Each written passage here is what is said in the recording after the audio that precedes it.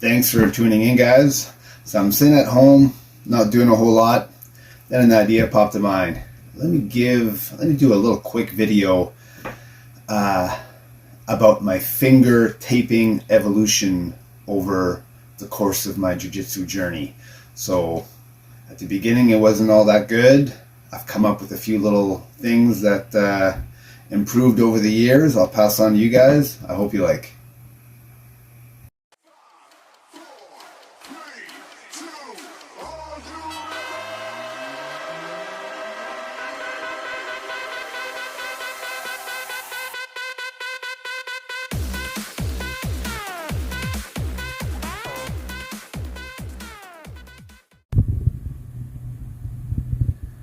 So, not proud to say, but at the very beginning in the late 90s, when I would sprain my fingers, I would just grab something nice and wide.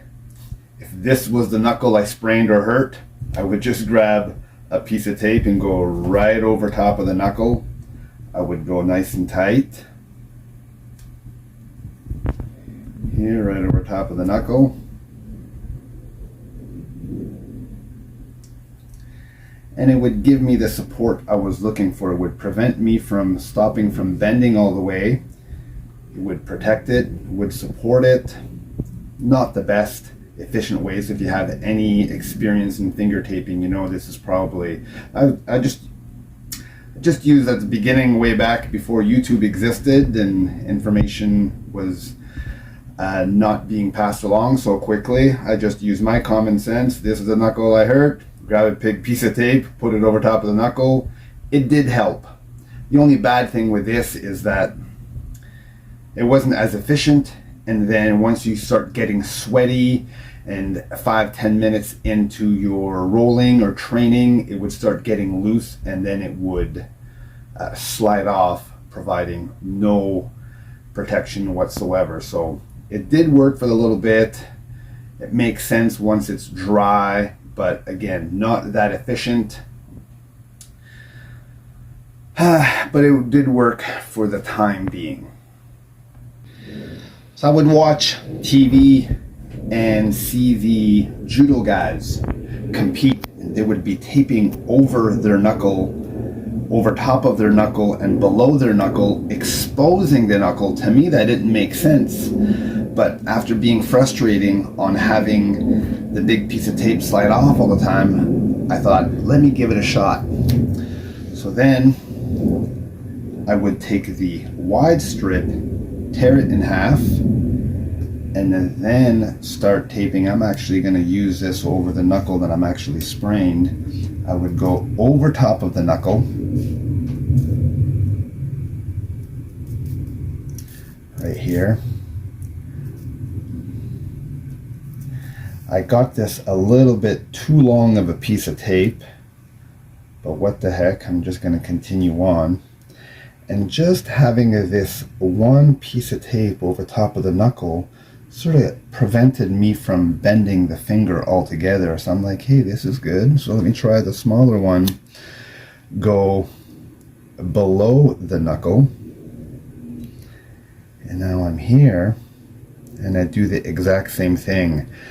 With experience and time, you'll see what kind of pressure you need to give it support but not cut off the circulation. There's a fine line, but when you do a wide tape, it's not so bad.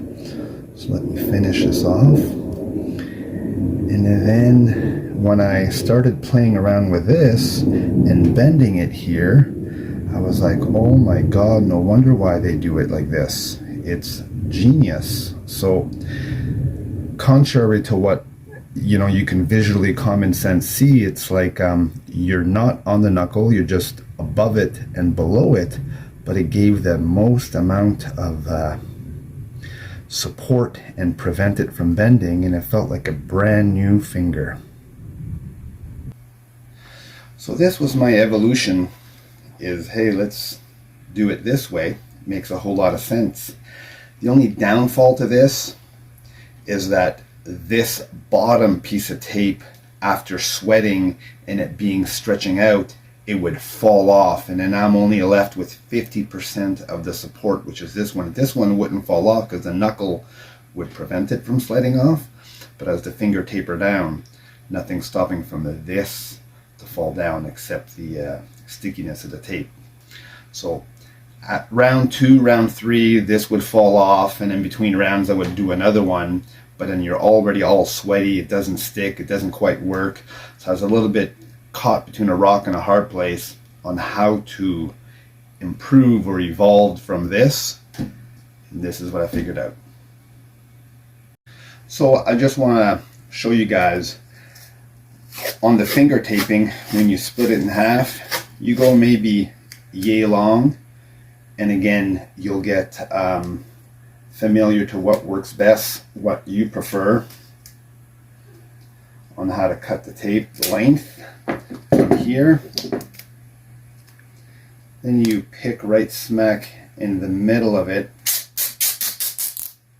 and you make it. One is always a little bit wider than the other, so but it's not so bad. It's still close to half and half. So what I've done to prevent this smallest one here to fall off, what I'll do is, it really doesn't matter if you start with if you start on this side of the knuckle or that side of the knuckle, but what I've done now to prevent it is I get a couple of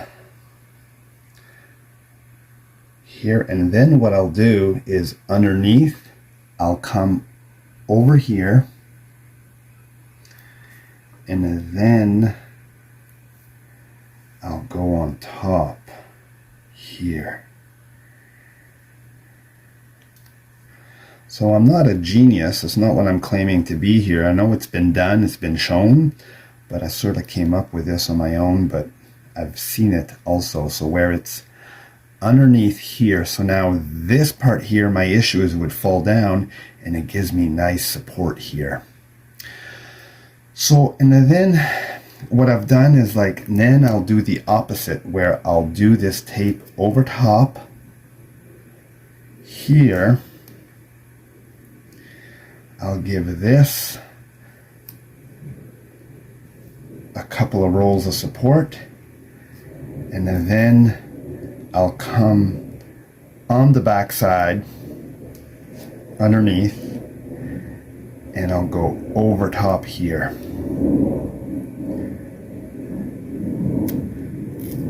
And I'll go over top. So you can just do it with the first one like I showed. I will add it. By doing 2, it really prevents you, it gives you less mobility, but guess what? Maximum support. So especially in training, you don't want to stop to retape, you don't want to re-injure your knuckle. So this is what I've done. So now this part here doesn't slide off. Got the support here like I thought, but then it doesn't slide off. And that's where my taping evolution has come from. So there's a little bit of my version, my perspective on finger taping. You can adjust what you've seen to what fits you and your injury and your comfort, and make the most of it. That's my 2 cents. I hope you liked, and I look forward to seeing you in the mat soon.